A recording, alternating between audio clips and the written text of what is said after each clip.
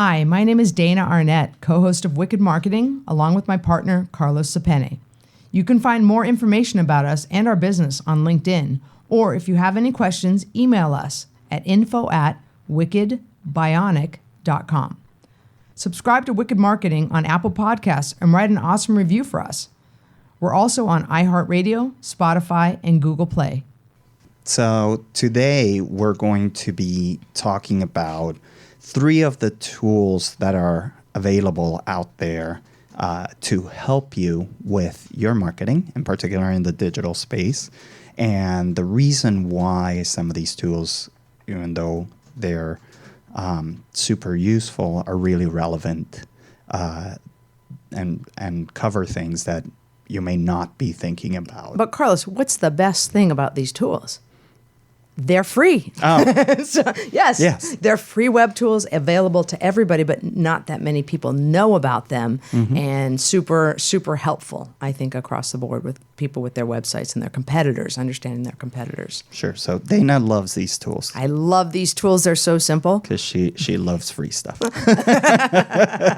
I love free. Yes. All right, fine. You won that one. So Dana, tell us about your favorite web audit tool. Okay, so it's called myweboudit.com, myweboudit.com. And what I love about this, it's so fun because you can put in your website, we can put in wickedbionic.com, and we find out everything about our website. We can know how fast it is, but it's not really that good of a tool for that. Mm-hmm. We can know how the pages load. We can know what are our other pieces in the web audit. So my web audit is a tool, and just so we're clear. I need him to explain it in non-English. And I'll explain it in non-English, and then you can make it more relatable to people. It's important to mention that none of these tools are our sponsors, so we talk about them because we actually use them. Yeah, for sure. So the reason why we tend to share my web audit with people that are relatively new or don't have the resources to be able to engage with a larger agency to manage their digital strategies, because they give you the very basic level of what will help you be at least competitive in the digital space. Well said. So they're not deep analytics. They're not but the thing is that most people are not at the level that they need deep analytics yet. For sure. Right? For new business, exactly. For a new business or a small business that has been around for a while, mm-hmm. There's this concept that we keep on talking about that people think that they can just set things and forget them, right? And I built a website and they will come, right? Field of Dreams website. The Field of Dreams. So what these tools do is at a very top level, they tell you the very basic things that you need to know that are wrong with your website. And it's basic, and that's the best part about it. If you don't have the basics, then you wouldn't even want to pay somebody to do anything more. Yeah. So they have to be attacked. And there are also tools that help you learn a little bit more. Because one of the things that irks me out in the marketplace is all these people that go out there and they talk to these experts, in mm-hmm. quotes, right? And the experts know all this stuff, and they're going to come in and they sell them on these packages, and they don't even know what the experts what they just about. Bought. And they don't know what they're talking about, right? So my web audit will allow you to enter your domain's URL onto it, and then it will run a few tests, and it will help you participate in running those few tests as well. And then it will give you a report that will tell you whether you scored well or you scored... That's what I like is the report, because it looks super cool. It looks cool. And it'll give you a score for each one of the elements, and it'll tell you you're doing these things wrong, you're doing these things right. On each page. And then it'll give you some solutions at the very basic level of saying, these are steps to start solving if you have this problem with an image or something, or mm-hmm. something's not there that should be there, it will tell you this is where your problem is, and whether you can fix it or your web developer can fix it, it's a known. And that's a key point, because when you run these reports, sometimes people get scared. Well, right? they look scary.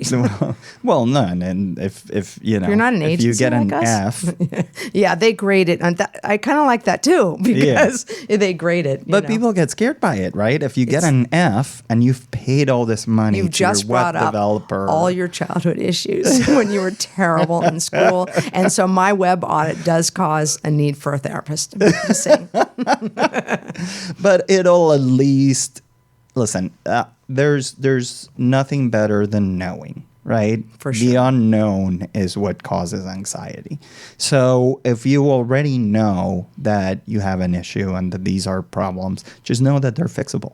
Know that there are things that then you can address with either the web developer that you hired to do your website or your marketing person, or in a lot of cases, you can just Google a way to solve it yourself. Yeah, if you didn't have the money. And you really, knowing these things, the reason why it's also helpful is because there's missed opportunities out there. These aren't just, so that it looks pretty. There's a lot of reasons, and we'll talk about another tool later, that shows that Carlos will give examples of the reasons why a speedy website is important. So there's things that are important just because you don't want to. So I'll tell you from experience some of the things you'll learn from this tool.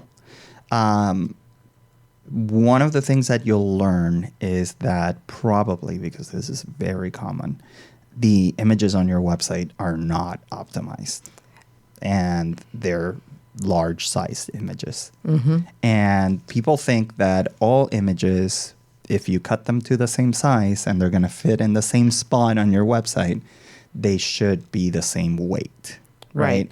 And this brings us into our second tool, right? This will take us into our second tool. So that's one thing that's scary because you don't understand. What do you mean? That image weighs 4 megabytes. And megabytes, that's what I was going to say. If you right-click on an image on your desktop and it says Get Info, it's going to tell you, is that 1.3 megabytes? You don't want to put that on your page and then have 5 others that are that size. The file size has to be reduced, and it's something that's called Save for Web, so that it can be optimized for a website and it can load faster. Yeah, so that's one of the tools that you could get through a tool like Photoshop, but that's a little too advanced sometimes for people. So here's the thing to know. The way that the internet I can't speak today. The way that the internet works is when you load up a website, all those images, all that the code that's behind that website, a copy of it is being brought down onto the user's computer from the cloud, from wherever that website is. It's being brought down at a very simplistic level. A copy of it is being brought down to that person's computer. And how fast that comes down depends on the speed of their internet connection. So that's why a lot of people, you see like all these cable companies out there offering 100 megabits or 300 megabits. It's because that speeds up the internet. However, if you have a brand that is a national brand across all of the U.S., there's going to be different internet speeds for people that are in Middle America or in the middle of Middle America, right, or New York City, anywhere, or that are in places where there's a lot of people as well, and how this affects that is that, and this is something that I always repeat to our clients, and I always see their face, and just don't judge me on this, but human beings are inherently lazy. That's not a judgment. That's a research. It's just a bit of information. Reality of humanity. And you can tell by the fact that the more access to information we have, the more ADD we have, basically, right? And the more ADD we have, the less patience we have with things. So there is a standard out there that says that you lose 20% of your audience every 2 seconds that your page takes to load. Right? So if your page takes over 10 seconds, that would mean nobody's there. Basically everybody. And that literally is type in your URL, hit enter, and then count how long till all the images and text come up. Yeah. So, or at least until your website is functional. What's called the first paint of your website, meaning I can see something showing up on our screen, right? We had a client come to us a while ago, and she said, nobody's converting on my website. No one's staying on my website. She was selling a service. She was selling a service. And we loaded up her site, and it took 17 seconds for the first paint. And like I was at my desk and Carlos was at his desk, and we were both typed in the URL. And I I was getting anxiety. It was taking so long because I'm ready for instant now. Yeah. And it was taking so 17 seconds frustrating. at 300 megabits per second, which is what we have at the office. Very fast. We have fast internet at the office, right? So just think about it this way. You're staring at a blank screen for 17 seconds waiting for a web page to load. How long would you stay waiting for that to happen? That's But right. meaning you're not even seeing a graphic come up, right? Nope. So the first paint wasn't happening at all. So this is how people lose, right? The people coming to their site. So there's a tool out there that's free. It's from our friends at Google. Number 2 tool. The number 2 tool, Google Page Speed Insights. And you can Google that and it'll come up. And then you enter your URL and it will tell you what your page speed insights are on your website. And you'll be able to tell whether you're loading fast or loading slow, what's making you load slow, what are the things that are urgent for you to fix. And like I said before, there's been cases where we're showing page speed insights to a client of ours, and they have a big header on their website, right? Like a nice image at the top. And that image is 100 megabytes. Right. 100 megabytes. And they don't know why the page is slow until we know. go look at it or do an analysis. Well, and via they don't a even tool. know that the page is slow. They're not even seeing it. They're not even seeing that, right? But what's important about that is whether or not you've realized that your website is slow, is that you're losing people. Exactly. That's what matters, right? Because for every 2 seconds, you're losing 20% of people. Right. How many people would have converted if you had a faster website? Meaning, how many people would have actually seen your brand, interacted with your brand, gotten access to your phone number when they needed it, gotten access to your email when they needed to contact you? That's right, or your location. And to wrap up about that particular client, we did end up giving her business a new website, and she had been around a long time. And what we did a before and after of page speed of old site, which was, I don't even, was it an, did they grade? I forgot if Google. Yeah, she had, well, no, Google doesn't grade, but we have another tool that's more complicated. Right. That goes further, that grades, and she had an F on both mobile and... On every page. Of her website. On mobile it was and on desktop.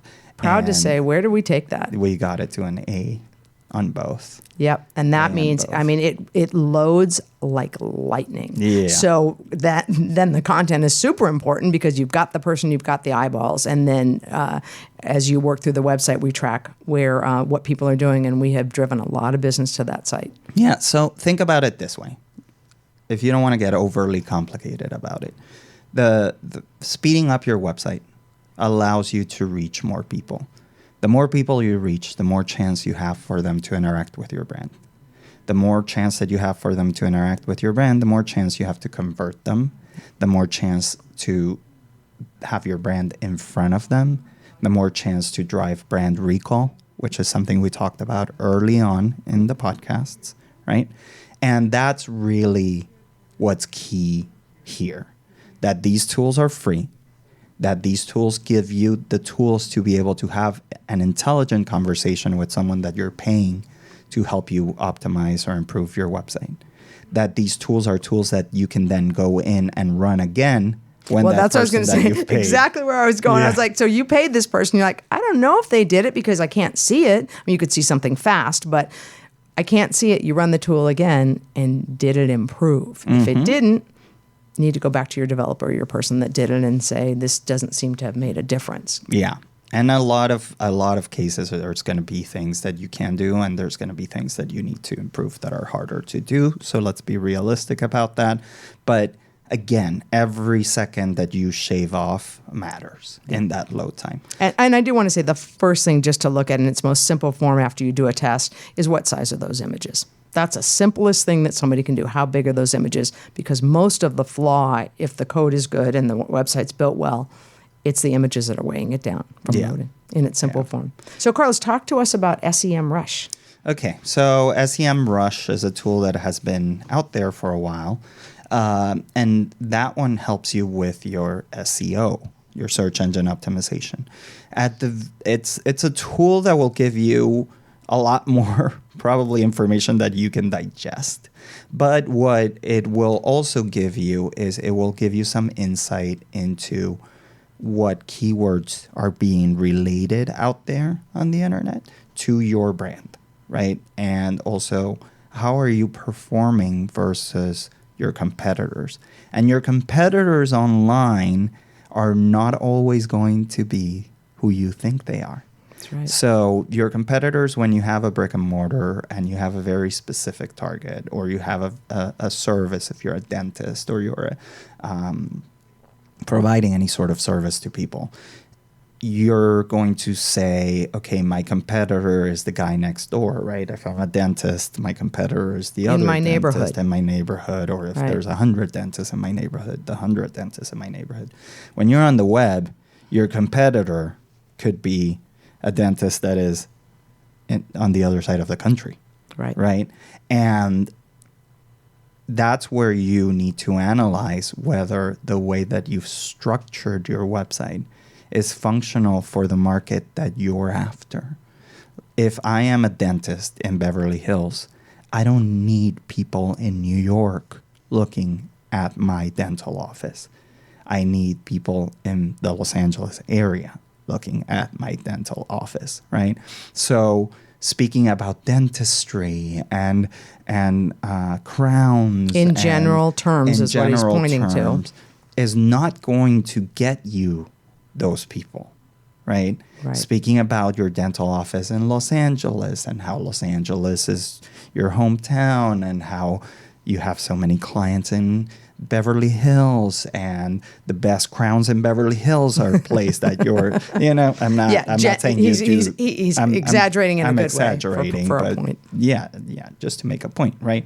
So that's what you will start seeing in there. Wait a second, are these actually my competitors? I've actually seen one of our clients, and this is how we continually optimize SEO for our clients, even after we did their SEO. And this is a technology company that we were helping with SEO, and we continue to help with SEO. They're still our clients. They're still our clients, yeah. Thank you, Carlos. You scared me for a minute. Yeah, sorry. Love them. We love them. But I started running them through SEMrush, and all of a sudden I was seeing NASA showing up as a competitor to them. And I was seeing Apple showing up, Apple's corporate website showing up as a competitor to them. And I'm like, wait a second. These are not. Right. This is an IT services company. This is not. Right. Who they're. A NASA person. And NASA. Right. Yeah, business. they're not scientists, right? And we then needed to go back and look at, okay, how are we approaching this? How are we being too generalistic? How do we then shift this, right? And so the great thing to know, and this is something that came directly from the horse's mouth because I met with Google a couple of months ago. Google reindexes the entire internet, meaning they read every website in the entire internet every 4 minutes. Wouldn't it be amazing if those were humans that had to do that? Humans. So when you make these changes, you don't really have to wait 6 weeks to figure out if things are improving. Exactly. Right? And with these tools being free, right, what you need to focus on more is what's called the data freshness of that tool. Because if Google reindexes every 4 minutes, but that tool reindexes every 15 minutes or every day, then at least you know, okay, I'll make these changes. Right. And I'll come back tomorrow. And even if you don't understand indexing, because you know what was that funny when you were just talking? My mind went blank. No, in a good way. So, and I think what's great is because these tools are free, and to your point, even if you don't know what the ramifications are of them afterwards, they're helping you. Yeah. Right. And we didn't say. Let me restate what the tools are. Yeah. As we wrap this up, so mywebaudit.com, and the last one that we talked about, we didn't give the URL. It's semrush.com. And then, as Carla said, you can Google page speed. Mm-hmm. And I hope that helps you. I hope that's been helpful because, like I said, we use it, and then we have obviously our very expensive paid tools, but it's always a great place to start just for a cursory understanding of what you can implement and fix.